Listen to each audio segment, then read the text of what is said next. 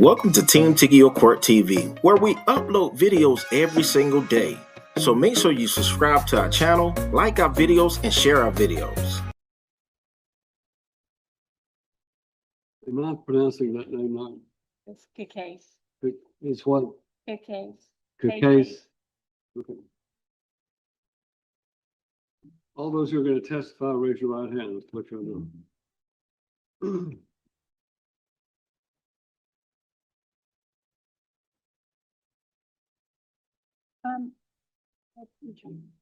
you please tell the court your name? Chastity Kikase. And you are married to Christopher Kikase. He's currently where?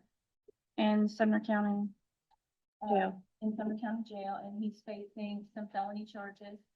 Correct. And he will be there for an indefinite period of time. Correct. Probably many years. Correct. And so you filed this petition for divorce on the grounds of inappropriate marital conduct based upon the things that led to those charges. And are you asking the court to declare you divorced today? Yes. And is it true that you have a home with Mr. Kikase that needs to be sold? Yes. And you might have to speak up a bit with him. And so you believe that there's going to be much equity in this home, if any? No, ma'am. And you think that it may actually wind up with foreclosure sold? Correct. And you're asking the court to give you the authority to list that house and sell that house and do all the things that are necessary to get that sold as quickly as possible? Correct. And if there is any equity in that, are you asking the court to allow you to pay your IRS debt that you have jointly with Mr. Kikase from those proceeds? Yes. And are you asking that if there's any overage, which there probably will not be, that you would ask that that overage be vested in you, so in exchange for alimony? Correct. And are there any other issues that need to be resolved between Mr. Kikase? No. And so any debt that's in your name would be taking that debt, any debt in his name would ask that go to him. Correct. And any things in your possession, you would ask that those be vested in you, and anything in his possession be vested in him. Yes. That's all I think. You indicated that your grounds for divorce are related to why he's in jail. Why is he in jail? What did I guess the statutory grounds of inappropriate marital conduct? I have to hear something that justifies that it is inappropriate marital conduct. The merely being able to say he's in jail is not necessarily. Isn't it true that your husband has been charged with statutory grant violence, or you think you're sexual battery violence, or you think you're? Yes. All right, that's sufficient. So let's see, I'm Jennifer Sanchez. So can you tell the court your name, please? My name is Jennifer Sanchez. And you know Ms. Kikase? Yes, ma'am. And you heard her testimony, you know all of that to be true, you know her to be. Yes, ma'am. All right. Amanda Hampton. Can you tell the court your name, please? Amanda Hampton. And you know Ms. Kikase? Yes, I do. And you heard her testimony that the things that have happened, you know those things to be true, you know her. Yes. And that's all I have, Your Honor. And you can see in the motion for default that he was served by process and has failed to file an answer, so we would ask that he be found in default and that it should be sustained. Motion for default is granted. She is awarded a divorce on absolute divorce on the grounds of inappropriate marital conduct. She's awarded the real property. Any equity in that real property can be applied to any debts that are in her name or any that she might have liability upon. She's awarded the personal property in her possession. He's awarded any items of personal property which might be particularly his property. And arrangements can be made to get those picked up for someone in his family if that's necessary. He'll be liable for any debts in his name only. And then her also. To Chastity Dawn Gerda. I'll grant that name change as well. Thank you, Your Honor. Thank you. 2025 CV 19731, Andrea.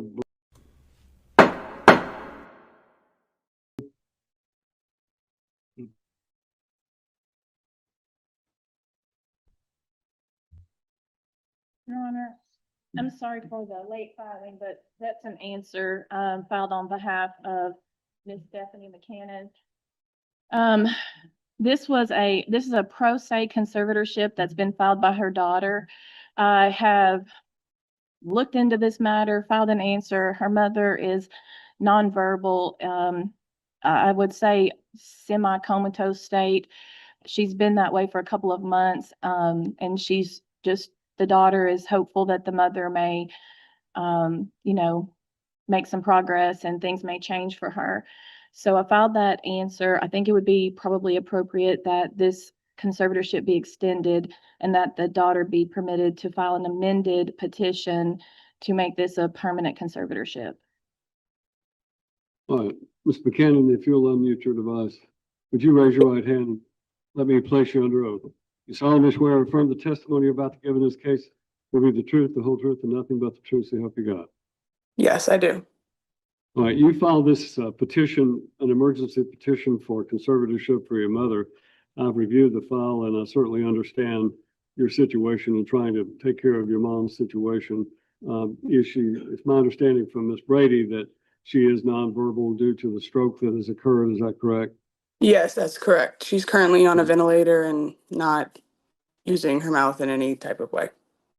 Well, when you appeared before another judge, he appointed Ms. Brady as the, I believe he appointed Attorney ad Brady litem. as the attorney ad litem. Is that what it was? Okay. And it has checked into it and agrees that your mom is in need of this extension of this.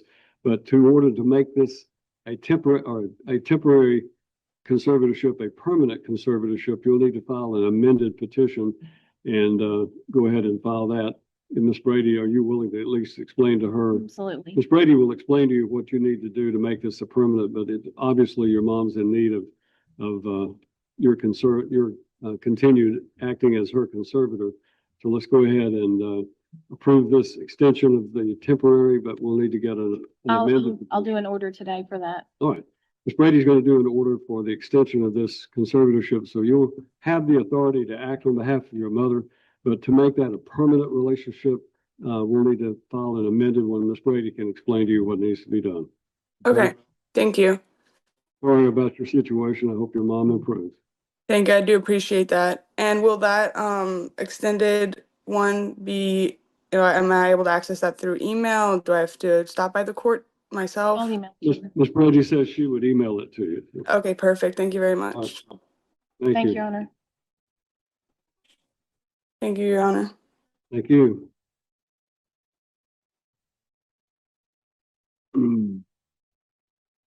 2025 PR 4004, the estate of Matthew Landon Ford.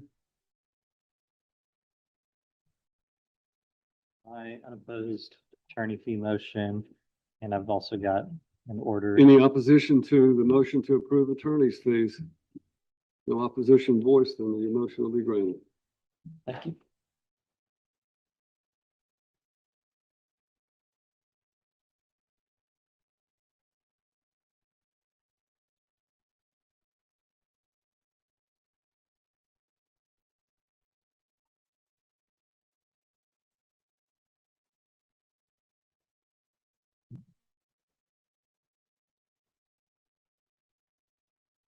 Twenty 25 PR 4014, Inmate Billie Jean Matheny Crabtree.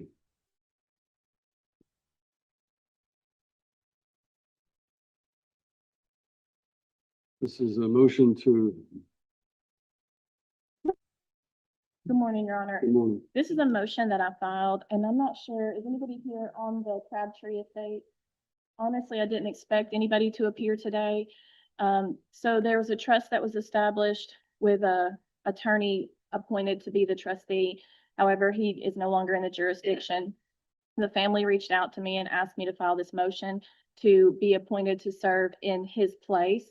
And I filed a declination of service from him, given notice to the beneficiary and other family members that this would be the plan. So it said that if he was not available, that it would be a financial institution appointed. But since the estate is kind of small, it's cost prohibitive to have a financial institution appointed. So I'd be asked to replace the former attorney. And Your Honor, I'm here, hearing on sheet the attorney for the state, and we have no objection. All right, then I will appoint Ms. Margaret Brady as the substitute trustee of the Eddie Ray Matheny Trust. Thank you, Your Honor. Please prepare an order. Thank you. 2025 PR 4035, N. Ray Mabel Balthrop. Ms. No.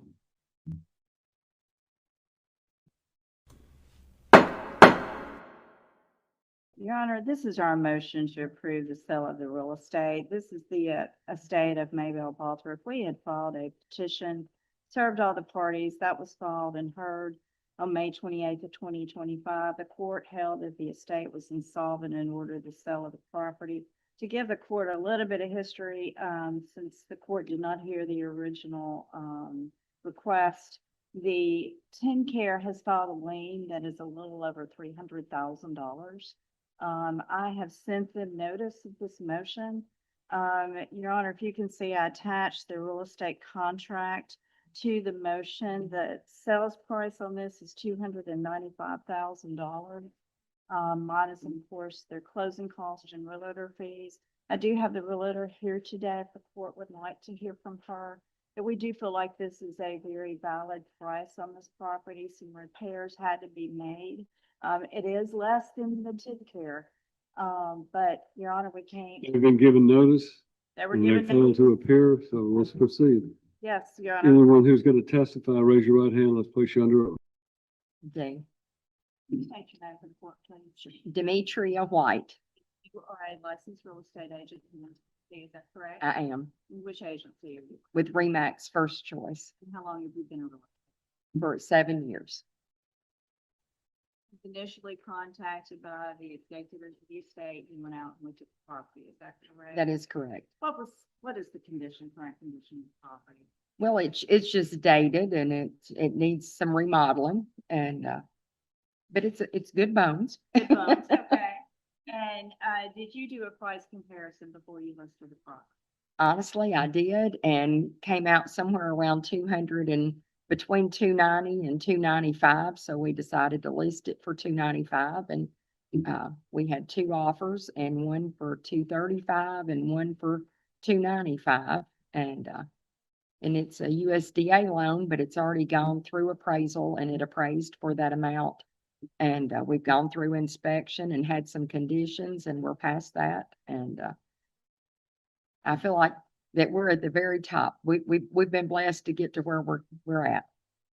Feel like this is fair market value. I do. And of course, your commission is based upon the more that it brings, the more you make, is that correct? That is correct. So you would not want to undersell a piece of property. Well, honestly, I almost leaned toward going toward the lower one because it was a cash offer. I was afraid we would run into with it being an older home, some issues, but we're past that and it's going smoothly at 295. So I was wrong. You were wrong. And you feel like this is a very fair price. I do tax appraisal for the tax appraised amount is $274,100. So we're above the county tax appraised value. And I feel like it's a great price.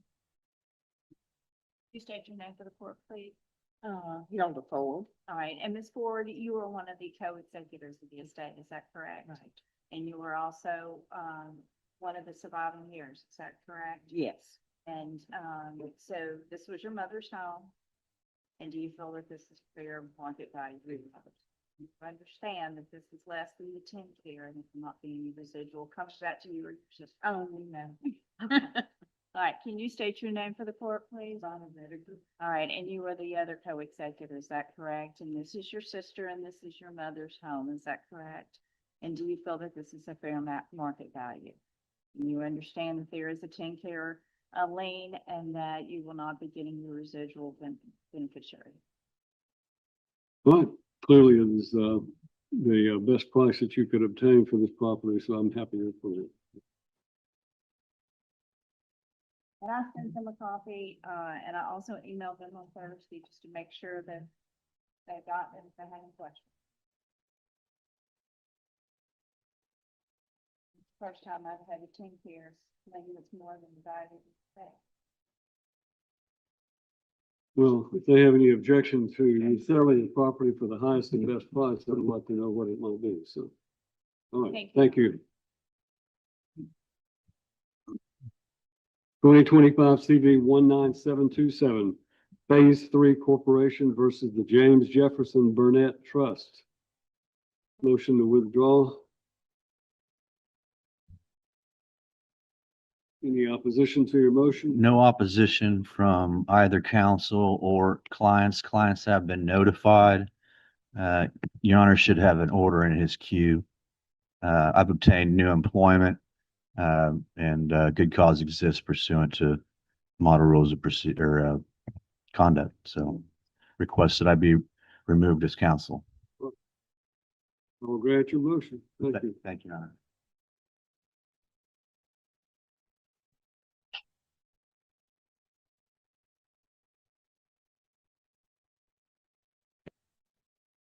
Twenty 2025 CV 19680, Chastity Casey versus Christopher James Casey.